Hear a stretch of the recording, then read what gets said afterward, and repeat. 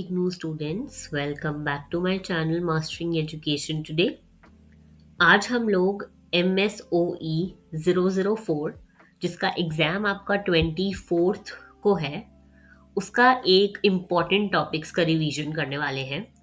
अगर आप लोगों ने अभी तक इसकी प्रिपरेशन स्टार्ट नहीं करी है तो ये वीडियो आपके लिए है। मैं जितने भी अर्बन सोशियोलॉजी के इम्पॉर्टेंट टॉपिक्स हैं जो पिछले 10 साल में बहुत बार पेपर्स में रिपीट हुए हैं, वो सारे टॉपिक्स ना यहाँ पर लेकर आई हूँ। इस पीपीटी में आपको सारे इम्पॉर्टेंट टॉपिक्स दिख जाएंगे जितने भी पेपर में आते हैं, और हम इसका एक रिवीजन करने वाले हैं या इन्हें एक बार पढ़ने वाले हैं अच्छे से, ताकि आपको पेपर के लिए सब याद रह जाए। ठीक है,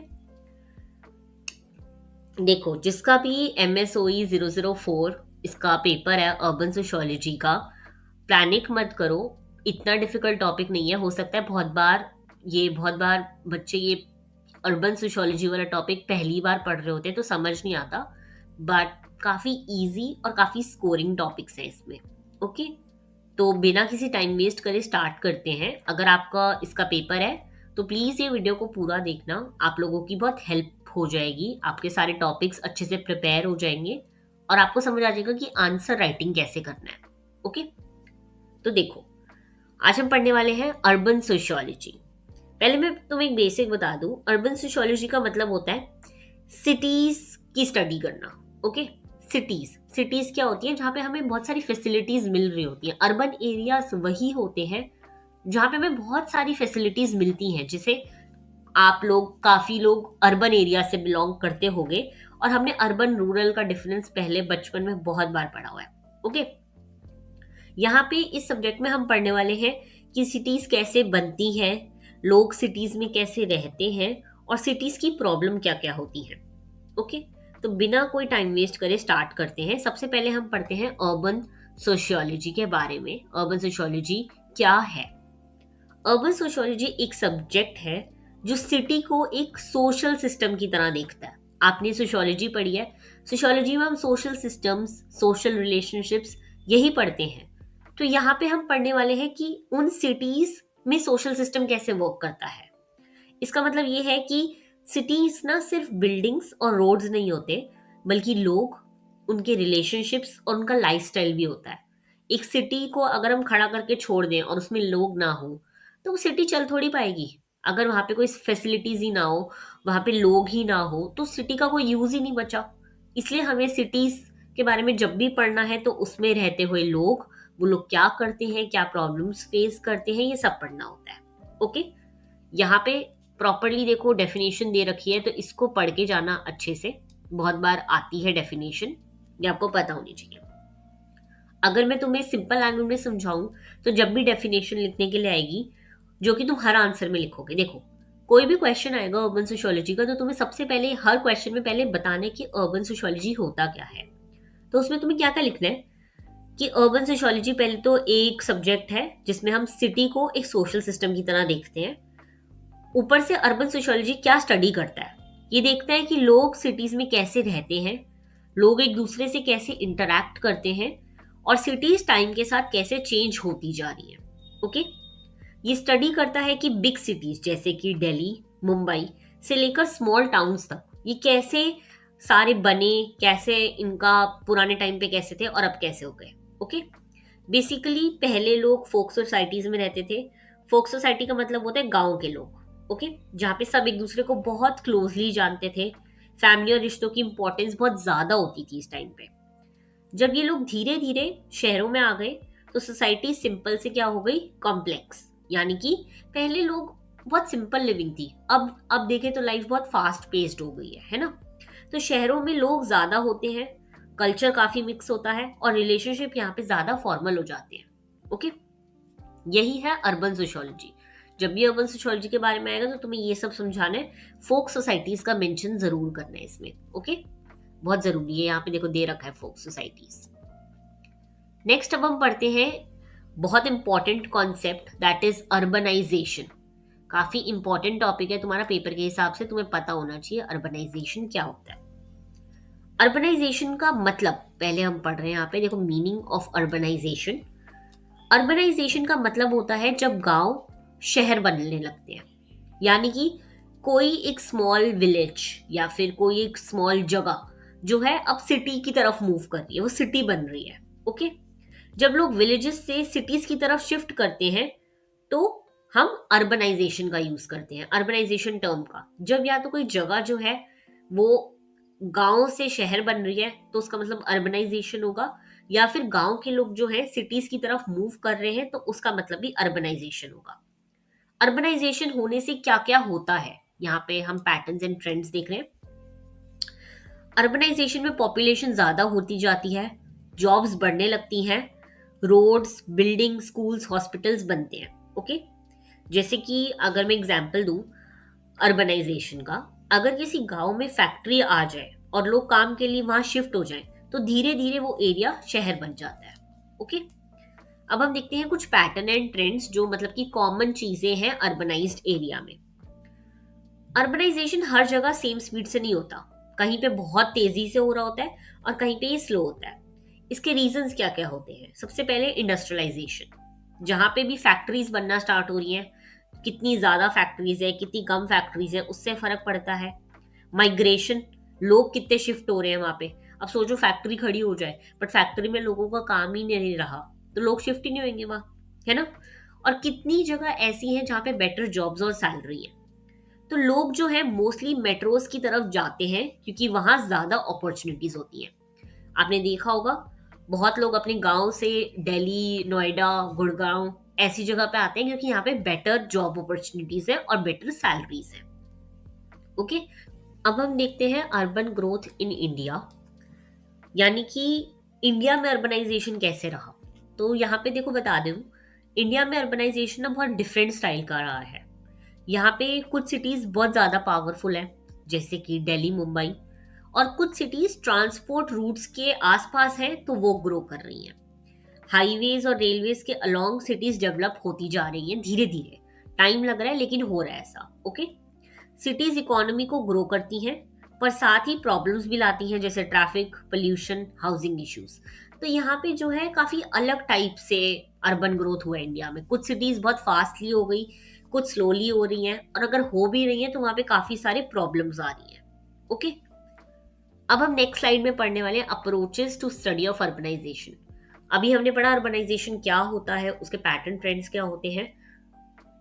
अब हम देखेंगे कि क्या अप्रोचेस हैं, क्या क्या मेथड्स हैं जिससे आप अर्बनाइजेशन पढ़ सकते हो। सबसे पहले आ जाती है सोशियोलॉजिकल अप्रोच। सोशियोलॉजिस्ट ना शहरों को अलग अलग एंगल से स्टडी करते हैं। ये देखते हैं कि शहर लोगों के बिहेवियर को कैसे चेंज करता है। अब हम देखो अपने सोशियोलॉजिस्ट लेवल पे दिमाग में सोचना कि एक सोशियोलॉजिस्ट हो अगर तुम, तो तुम कैसे एक सिटी को स्टडी करोगे, ठीक है। तो पहली बात तो तुम लोग देखोगे कि बिहेवियर जो है वो लोगों का कैसे चेंज हो रहा है एक सिटी में रहने से, कल्चर कैसे बदल रहा है, और पावर और क्लास सिस्टम कैसे डेवलप हो रहा है। कुछ सिटीज जो हैं वो बिग पिक्चर देखती हैं जैसे पूरी सिटी को, ओके, और कुछ स्टडीज इंडिविजुअल लेवल पर देखती है जैसे कि एक पर्सन का सिटी एक्सपीरियंस। तो यही है, यहाँ पे मैक्रो लेवल एनालिसिस होता है या फिर माइक्रो लेवल। मैक्रो हो गया जब तुम पूरी सिटी को देख रहे हो, और माइक्रो हो गया जब तुम एक इंडिविजुअल को देख रहे हो जो सिटी में रह रहा है।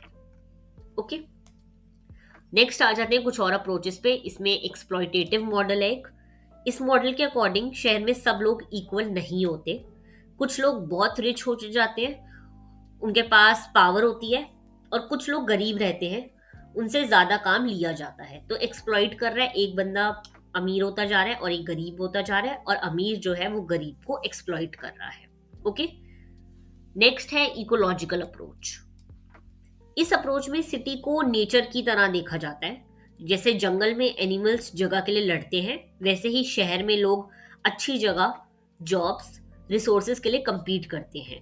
इसमें सेग्रीगेशन और एरिया डिवीजन समझा जाता है, यानी कि कितना लोग अलग अलग एरिया में कितने कितने लोग रह रहे हैं। जैसे कि एक 500 मीटर के दायरे में कितने लोग रह रहे हैं। आप अगर एक कंपेयर करो, दिल्ली में अगर हम रहते हैं तो जैसे कि ईस्ट दिल्ली जो है वहां पे बहुत कंजस्टेड एरिया है, वहीं अगर हम साउथ दिल्ली देखें तो बहुत ओपन एरिया है अगर आप सीपी वगैरह जाओ, है ना। तो ये होता है इकोलॉजिकल अप्रोच। नेक्स्ट हम आ जाते हैं ecological school and urban planning पर। बहुत इंपॉर्टेंट है, बहुत बार पेपर में पूछा जाता है, ठीक है, कि इकोलॉजिकल स्कूल क्या है, अर्बन प्लानिंग क्या है, बहुत इंपॉर्टेंट टॉपिक है। ये अप्रोच ना, सबसे पहले मैं बता दूं, इकोलॉजिकल अप्रोच जो है, इकोलॉजिकल स्कूल वाली, ये हमें दी है रॉबर्ट ई पार्क। इनका पूरा नाम है रॉबर्ट एजरा पार्क, ठीक है, और ये शिकागो स्कूल से जो है बिलोंग करते थे। शिकागो स्कूल जो है आपका सोशियोलॉजी का एक स्कूल है, जहाँ पे सोशियोलॉजी की स्टार्ट हुई थी, तो ये वहां से बिलोंग करते थे। इनका पूरा नाम है रॉबर्ट एजरा पार्क। उन्होंने कहा कि सिटी ना एक लिविंग सिस्टम है। तो तुम्हें लिविंग सिस्टम से याद आ रहा होगा कि डरकाइन जो है वो हर चीज को लिविंग ऑर्गेनिज्म की तरह देखते थे, तो ये भी वैसे ही देखते थे।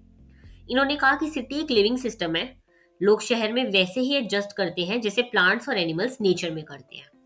Okay, simple. अगर जब भी ये क्वेश्चन आएगा इकोलॉजिकल अप्रोच का, तो तुम्हें ये समझाना है कि रॉबर्ट एजरा पार्क ने दी, शिकागो स्कूल ऑफ सोशियोलॉजी से वो बिलोंग करते थे, और उन्होंने ना सिटीज को एक लिविंग सिस्टम की तरह देखा। उन्होंने कहा जैसे ही लोग शहर में जैसे एडजस्ट करते हैं, वैसे ही प्लांट्स और एनिमल्स जो है नेचर में करते हैं।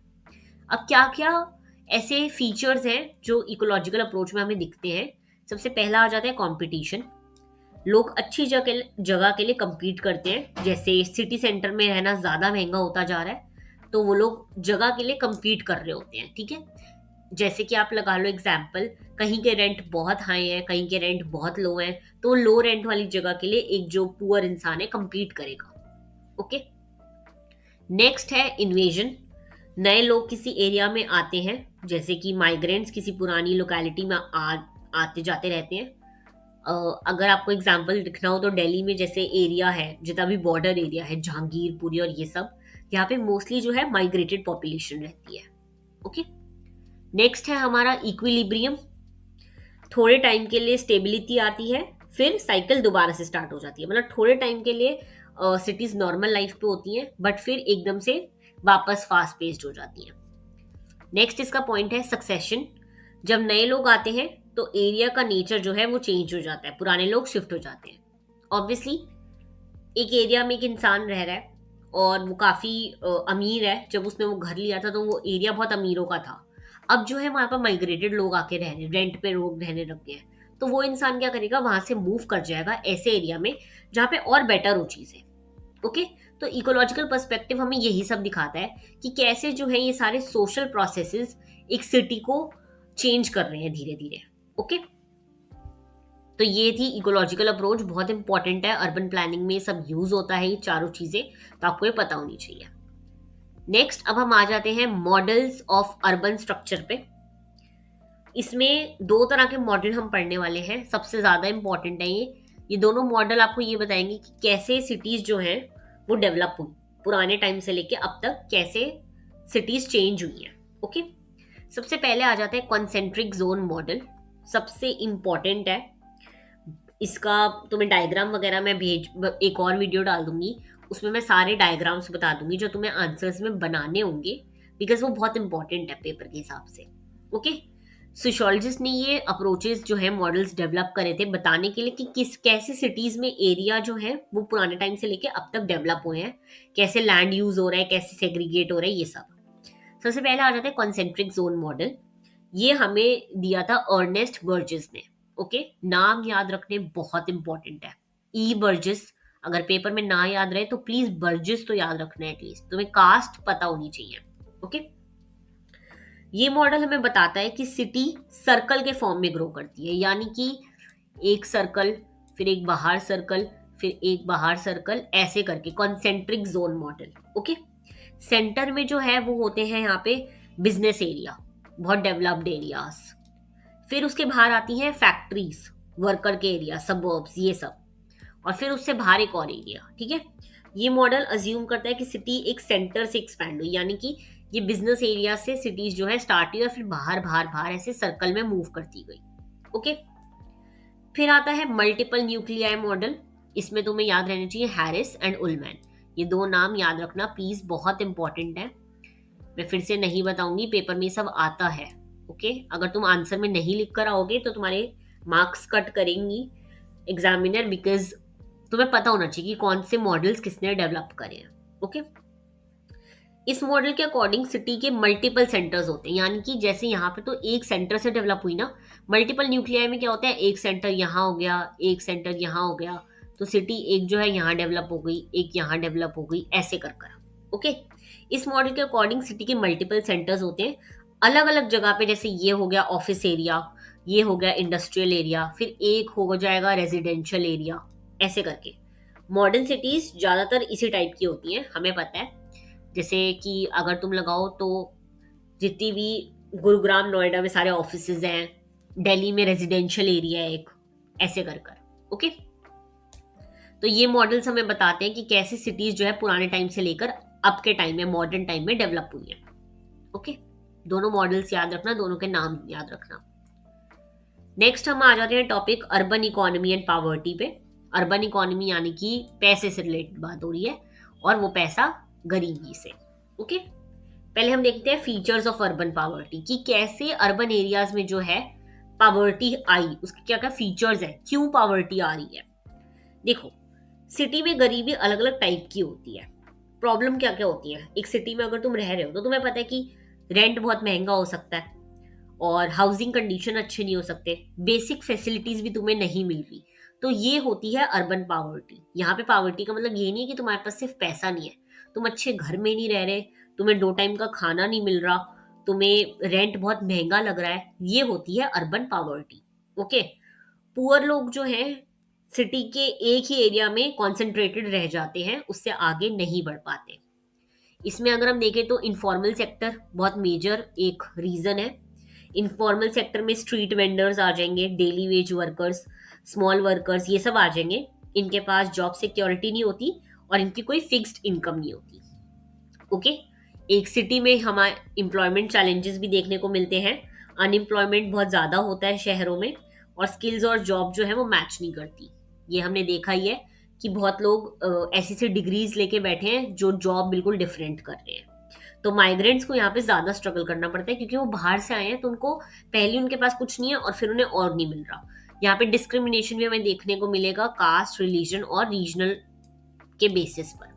बहुत बार बहुत कंपनीज में ऐसा होता है कि वो लोग अगर देखते हैं कि आप किसी रूरल एरिया से हो तो वो वैसे आपको जॉब नहीं देते। ओके, नेक्स्ट आ जाते हैं हम नेक्स्ट टॉपिक पे, that is urbanisation and social institutions. देखो, अर्बनाइजेशन हमने पहले ही पढ़ लिया था क्या होता है। जब एक गांव जो है वो सिटी में डेवलप हो रहा है, तो यहाँ पे हम सोशल इंस्टीट्यूशन पढ़ेंगे जो एक सिटी के अंदर होते हैं, मेन सोशल इंस्टीट्यूशन। पहले तो देखो, जो पुरानी टाइप के विलेजेस वगैरह थे ये सब, इसमें ट्रेडिशनल फैमिलीज होती थी, है ना। यानी कि पहले जॉइंट फैमिलीज वगैरह का बहुत ज़्यादा था, सारे लोग मिलकर डिसीजन लेते थे, बहुत स्ट्रॉन्ग टाइज थी। फिर आया ट्रांजिशन पीरियड। ट्रांजिशन पीरियड तब आया जब माइग्रेशन स्टार्ट हो गया, इकोनॉमिक प्रेशर आ गया, लोग सिटीज़ की तरफ जॉब्स के लिए मूव करने लगे। और अब क्या कॉन्सेप्ट आ गया मॉडर्न टाइम में, न्यूक्लियर फैमिली। लोग ज़्यादातर 4 लोगों के उसमें रहते हैं, 4 लोगों की फैमिली होती है। इंडिविजुअल फ्रीडम पे ज़्यादा जोर होता है, सबको अपनी प्रिवेसी चाहिए। तो ये जो है फैमिली पैटर्न चेंज होने को देखा है हमने। फैमिली साइज रिड्यूस हो गया बहुत ज़्यादा, ठीक है। आजकल वुमेन भी काम करने लग गई हैं, मैरिजेस लेट हो रही हैं, नॉन ट्रेडिशनल फैमिली एक्सेप्ट होने लग गई है, और पैट्रियार्कल अथॉरिटी जो है वो खत्म हो रही है, यानी कि मेल डोमिनेटेड सोसाइटी खत्म हो रही है। ओके, सोशल रिलेशंस की अगर हम बात करें एक सिटी के अंदर, तो यहाँ पे सोशल रिलेशन फॉर्मल होते हैं। लोग एक दूसरे से ज़्यादा घुलते मिलते नहीं है, काम के लिए बात करते हैं, और ना ही एक दूसरे को ज़्यादा जानते हैं। किसी को मतलब नहीं होता कि 2 घर छोड़ के इंसान क्या कर रहा है। अगर कोई मर भी रहा होगा तो लोग वीडियो बना लेंगे, बट उसकी हेल्प नहीं करेंगे। तो ये है सोशल रिलेशन एक सिटी के। ओके, नेक्स्ट अब हम आ जाते हैं नेक्स्ट इंपॉर्टेंट टॉपिक पे, that is slums and urban problems.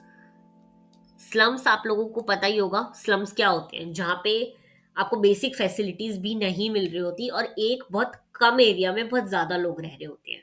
Okay, पहले हम देखते हैं इसकी डेफिनेशन एंड इसकी कैरेक्टरिस्टिक्स, यानी कि फीचर्स, क्या क्या वजह से स्लम बनते हैं।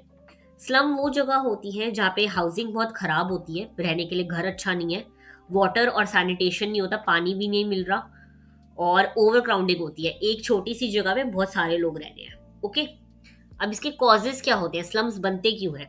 स्लम्स बनते हैं क्योंकि लोग ज्यादा माइग्रेट कर गए, जगह ही नहीं है, आपके पास स्पेस ही नहीं बचा, लैंड ही नहीं बचा लोगों को रखने का, तो इसलिए स्लम्स बन गए। अफोर्डेबल हाउसिंग नहीं है, रेंट बहुत ज़्यादा हो रहे हैं, घर खरीदना आसान नहीं है, और प्लानिंग वीक होती है। किसी सिटी ने प्लानिंग ही सही से नहीं करी, घर ही इतने नहीं बनाए, जगहें नहीं इतनी रखी, तो फिर इसलिए स्लम्स बन जाते हैं। अर्बन रियलिटी अगर हम देखें, सच्चाई देखें इनकी, तो स्लम्स शहर का हिस्सा माने जाते हैं। ये लोग सिटी के लिए काम भी करते हैं, इसलिए इनका सोल्यूशन जो है इंक्लूसिव होना चाहिए। बहुत बार स्लम्स में ऐसे लोग रह रहे होते हैं, जैसे कि आपकी डोमेस्टिक हेल्प जो घर पे आती हैं, काम करती हैं, वो स्लम्स वगैरह से बिलोंग करती हैं। जितने भी छोटे मोटे काम होते हैं, काफ़ी लोग ऐसे होते हैं जो स्लम से बिलोंग कर रहे होते हैं, तो ये लोग सिटी का पार्ट माने जाते हैं। इसलिए कहा जाता है कि हमें इनके लिए सोल्यूशंस ढूंढने हैं, क्योंकि ये भी हमारी ही सोसाइटी का पार्ट है। ओके, नेक्स्ट आ जाते हैं फेवरेट टॉपिक पे एग्जामिनर के, that is urbanisation and environment. बहुत ही, मैं कह रही हूँ, मेजर टॉपिक है। मुझे पूरा विश्वास है इसमें से क्वेश्चन आएगा, बिकॉज अभी आप देख सकते हो एनवायरनमेंट पे कितना असर पड़ रहा है अर्बनाइजेशन का, तो इसका क्वेश्चन आना बनता है। ओके, पहले हम देख लेते हैं कि क्या क्या चैलेंजेस आते हैं अर्बनाइजेशन से। एनवायरमेंटल चैलेंजेस, अगर एक जगह सिटी में डेवलप हो रही है, तुम्हें पता है वहां पे बहुत सारी फैसिलिटीज होंगी, मॉल्स होंगे, मेट्रोज होंगी, और पीवीआर होंगे, बहुत सारे लोग भी होंगे, तो बहुत सारी घर भी होंगे, कार्स भी होंगी, है ना। तो इससे क्या क्या प्रॉब्लम आती है। एक तो अर्बनाइजेशन की वजह से ना पोल्यूशन बढ़ता है। ऑब्वियसली अगर एक कंट्री या एक सिटी में बहुत सारे लोग हैं, ठीक है, तो उनके पास गाड़ियां भी उतनी होंगी ना, क्योंकि आजकल सब लोग प्रेफर करते हैं कि मैं अपनी एक पर्सनल गाड़ी रखूं। तो इसकी वजह से जो है पोल्यूशन बढ़ेगा, वेस्ट ज़्यादा कलेक्ट होगा। ऑब्वियसली जितने ज़्यादा लोग उतना ज़्यादा वेस्ट, और ग्रीन एरियाज जो है वो कम होते जाते हैं। जैसे कि अभी आपको पता है अरावली हिल्स में वो कटिंग कर रहे हैं माइंस के लिए, तो जितना ज़्यादा आप लोग होंगे उतना ज़्यादा वो लोग ग्रीन एरियाज रिमूव करेंगे घर बनाने के लिए। ओके, आपको यहाँ पे ये वाला टर्म ज़रूर पता होना चाहिए, इकोलॉजिकल फुटप्रिंट, यानी कि कितना एक इंसान पोल्यूशन की तरफ या एनवायरमेंटल डिग्रेडेशन की तरफ कंट्रीब्यूट करता है। ओके, अब हम देखते हैं कि अर्बनाइजेशन का इफेक्ट हमने एनवायरनमेंट पे तो देख लिया, अब हम देखते हैं इसका इम्पैक्ट रूरल एरियाज पे क्या होता है। रूरल एरियाज में क्या होता है, गांव की जमीन यूज होने लग जाती है हाईवेज रोडवेज बनाने के लिए, और वाटर रिसोर्सेज जो हैं वो खत्म हो जाते हैं, ग्राउंड वाटर डिप्लीट होना स्टार्ट हो गया है। तो ये सब अर्बन डिमांड की वजह से डिस्प्लेस करने लग जाते हैं लोगों को। नेक्स्ट हम देखते हैं इकोलॉजिकल इम्बैलेंस, नेचर का बैलेंस बिगड़ रहा है, बिकॉज हम लोग नेचर को इतना ज़्यादा एक्सप्लॉइट कर रहे हैं। आप पेड़ काट रहे हो, आप इतना पानी गंदा कर रहे हो, तो इस सब की वजह से इकोलॉजिकल इम्बैलेंस हो रहा है। क्लाइमेट इम्पैक्ट हमें पता है, ग्रीन हाउस गैसेस हमें पता है, क्लोरोफ्लोरोकार्बन्स निकलते हैं जब भी हम एसी चलाते हैं। तो अगर आप सोचो कि एक ही शहर में कम से कम 50 मॉल है, तो कितने उनके सारे एसीज की कितनी ग्रीन हाउस गैसेज एमिशन हो रहा होगा, और इससे कितना इम्पैक्ट पड़ रहा है हमारे क्लाइमेट पे। हीट वेव्स देखने को मिल रही हैं, फ्लड्स देखने को मिल रहे हैं, तो ये सारा क्या है, अर्बनाइजेशन का असर है। ओके, नेक्स्ट अब हम आ जाते हैं urban governance and local self government. बहुत इंपॉर्टेंट टॉपिक है, आएगा ही पेपर में, मैं बता दूं, इंपॉर्टेंट भी है और एग्जामिनर का फेवरेट भी है। देखो, शहर को मैनेज करने के लिए ना म्यूनिसिपल कॉरपोरेशंस बनाए गए हैं, काउंसिल्स बनाए गए हैं, वार्ड कमिटीज होती हैं, यहाँ पे दिख रहा होगा। एक तो स्टेट गवर्नमेंट है सबसे ऊपर, फिर आती है म्यूनिसिपल कॉरपोरेशन, फिर आती है म्यूनिसिपल काउंसिल्स, और फिर आती है वार्ड कमिटीज। मैं बता दूं म्यूनिसिपल एडमिनिस्ट्रेशन में ये जो होते हैं म्यूनिसिपल एडमिनिस्ट्रेशन वाले, यहाँ पे बहुत सारी कॉरपोरेशंस होती हैं, काउंसिल होती हैं, कमिटी होती हैं। ये लोग जो हैं रोड्स, वाटर, हेल्थ और प्लानिंग का काम करते हैं। पर प्रॉब्लम्स क्या है, इनके पास पैसा कम होता है और इनकी पावर बहुत लिमिटेड होती है। इसलिए आप लोग देखते हो कि अभी भी दिल्ली में ऐसी जगह है जहाँ के रोड सही नहीं है, पानी नहीं आता। तो ये सब म्यूनिसिपल एडमिनिस्ट्रेशन का काम होता है, इनके पास पावर बहुत कम होती है, तो इसलिए काम हो नहीं पाता। नेक्स्ट आ जाता है role of the state. State का काम क्या होता है, स्टेट गवर्नमेंट का काम होता है पैसे प्रोवाइड करना और रूल्स बनाना। पर प्रॉपर अगर डिसेंट्रलाइजेशन नहीं है तो कैसे होगा। अगर एक म्यूनिसिपल का बंदा, पावर वाले इंसान जो कि स्टेट गवर्नमेंट से बात ही नहीं कर पा रहा, उनके बीच में कम्युनिकेशन ही नहीं है, तो कैसे एक जगह जो है, सिटी जो है, काम करेगी। तो इसका बहुत इंपॉर्टेंट है रोल स्टेट का। ओके, तो ये था अर्बन सोशियोलॉजी का कंप्लीट एक्सप्लेनेशन। अगर वीडियो हेल्पफुल लगी हो तो लाइक और सब्सक्राइब ज़रूर करना। जितने भी इंपॉर्टेंट टॉपिक्स हैं जो पेपर में आ सकते हैं, मैंने सारे डिस्कस कर लिए हैं। अगर इसके बाद भी कोई टॉपिक तुम्हें ना समझ आ रहा हो तो नीचे कमेंट ज़रूर करना, I will help you out. ये पीपीटी अगर चाहिए हो तो नीचे कमेंट कर देना, पीडीएफ मैं लिंक भेज दूंगी। All the very best for your exam. Next video में मिलते हैं जिसमें मैं गेस्ट पेपर और कुछ इंपॉर्टेंट क्वेश्चंस लेकर आऊंगी। All the best.